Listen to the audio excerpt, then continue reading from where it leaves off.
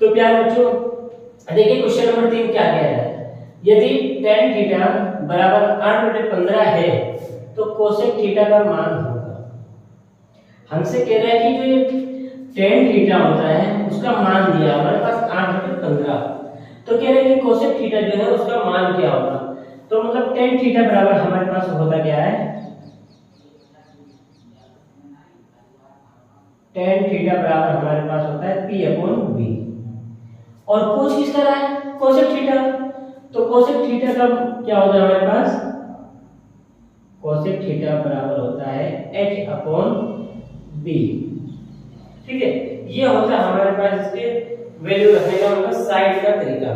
तो आइए अब हम इसको सॉल्व करते हैं। तो इसको सॉल्व करने का हमारे पास जो होता है फॉर्मूला होता है, फॉर्मूला क्या होता है हमारा, AC² बराबर AB का स्क्वायर प्लस में हो जाएगा कितना, BC का स्क्वायर। अब इसी फॉर्मूले के हिसाब से हम क्या करेंगे, कोसेक थीटा का मान निकालेंगे।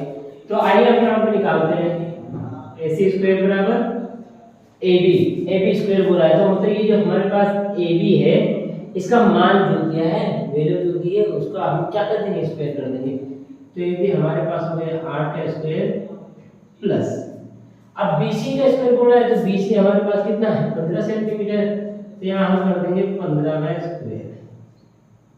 अब देखिए AC बराबर क्या हो जाएगा, AC स्क्वायर बराबर 8 का स्क्वायर करेंगे कितना हो जाएगा, 64 प्लस 15 का स्क्वायर कितना होता है, लगभग 225। अब इन दोनों को हम लोग क्या करेंगे, ऐड कर देंगे। तो AC स्क्वायर बराबर में 4 5 9 6 2 8 और 1 2 289। अब AC निकालना था हमें, तो AC स्क्वायर बराबर आया, तो अब हम करेंगे क्या, AC निकालेंगे, AC बराबर 289। अब इसको जो करेंगे हम, इसका रूट से बाहर निकालेंगे, तो हमारे पास लगभग जो है 16 से 17 के आसपास आएगा।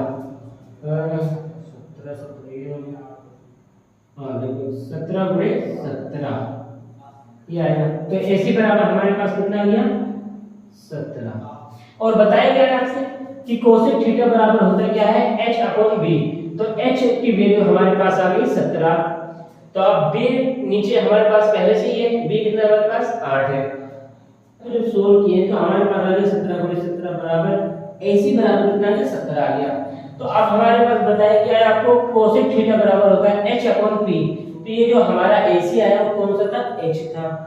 तो अब यहाँ पे देख लेते हैं क्या हो जाएगा हमारा, H बराबर बोला है कोसेक थीटा बराबर H/P बोला है।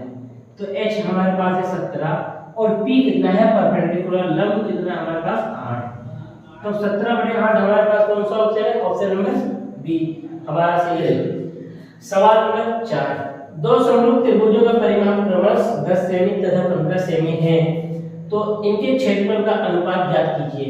मतलब कह रहे हैं कि हमारे पास दो त्रिभुज है, एक त्रिभुज हमारे पास है ABC और दूसरा त्रिभुज जो हमारे पास है DEF। ये दो त्रिभुज है, एक जो है हमारे पास ABC उसका परिमाप लगभग 10 सेमी है और दूसरा वाला जो है उसका परिमाप कितना है, 15 सेमी। ठीक है, तो कह रहे हैं कि अब ये जो आपको परिमाप दिया है उसका क्षेत्रफल ज्ञात करना है। क्षेत्रफल किसमें ज्ञात करना है, अनुपात में ज्ञात करना है। तो आइए उसका हम लोग अनुपात निकालते हैं। तो 10 को हम लोग लिख क्या सकते हैं, 2 गुणे 5 और 15 को क्या लिख सकते हैं, 3 गुणे 5। अब यहाँ पे देखिए 5 जो है भाग में है, ऊपर नीचे तो आपस में कट जाएंगे, बचेगा क्या हमारे पास 2/3। अब 2/3 का अनुपात क्या हो जाएगा, 3:2। अब 3:2 हमारे पास है कहां पे, ये रहा। तो मतलब ऑप्शन नंबर बी जो है हमारा सही है।